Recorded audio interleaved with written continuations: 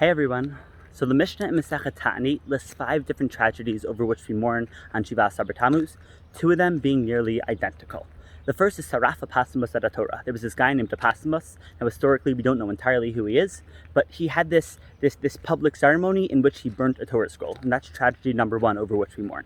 And tragedy number 2 is Nishtabru haluchot. The luchot were broken. If you remember back in Har Sinai, after Bnei Israel had just received the Torah and Moshe was descending from Har Sinai holding these 2 tablets, these 2 luchot in his hands containing the Asar Hadibrot, and he looks up and he sees a commotion and he sees that Bnei Israel had built an idol and were worshipping it. It was the Chet HaEgel. So Moshe in that moment smashes the luchot, and that's tragedy number 2 over which we mourn on Shiva Asar. And even though these 2 tragedies are similar, they're both talking about the destruction of the Torah, there's a glaring difference between the 2. Because if we look at the way they're written in the Mishnah in Masechet Ta'anit, the first, Saraf Apasimus at Torah, Apasimus burnt the Torah, this is an active statement. We're attributing the burning of the Torah to someone, to Apasimus. As opposed to the second statement, Nishtabru haluchot, the luchot were broken. We describe the action that was done. We don't attribute it to anyone. We don't attribute it to Moshe or to anyone else for that matter. And after thinking about it for a second, it's not such a great question, because there's obviously a difference between the 2. When Apasimus burnt the Torah, it's because Apasimus was doing it lahachis. He was doing it to attack Hashem, to attack the Torah. There wasn't any justified, valid reason for burning the Torah. What he did was wrong, and his intentions were wrong. So we don't just mourn the action, we mourn the person who did it. But when it came to Moshe breaking the luchot in Har Sinai, Moshe wasn't chas v'shalom doing it lahachis, doing it to attack Hashem, to attack the Torah. Moshe was doing it because he understood that the only possible way to get the message across to Bnei Israel, that if they're going to be a people who worships idolatry, then they don't deserve the Torah, the only way to teach them that lesson was by destroying the luchot. And therefore, Moshe had to destroy the luchot in this moment, and God thought so too. The Midrash tells us that Hashem turned to Moshe and said, Yashar koach sheshibarta, you did the right thing when you broke the luchot, good work.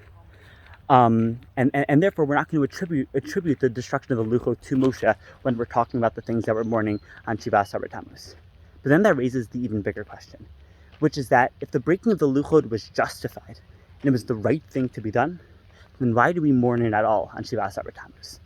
Maybe that's exactly the point, because even though the destruction of the luchot was necessary, it was still a necessary evil, meaning it had to be done, but it should still hurt us that it was done. And it's true with Torah in general, because there are so many times in our lives where we have justified, valid reasons not to connect to Torah, meaning we're exempt from learning Torah, or we don't have to fulfill certain mitzvot. And it could be because we're doing great things, where we're performing other values, or we're in scenarios where it just doesn't allow us to learn Torah or to perform mitzvot, because it's either dangerous or other extreme circumstances.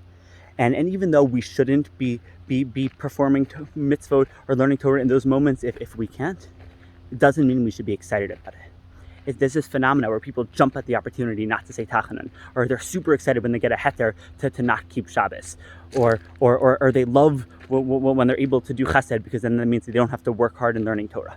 And even though, yes, in those scenarios you shouldn't be learning or you shouldn't be keeping the mitzvot, we still shouldn't be so happy about it.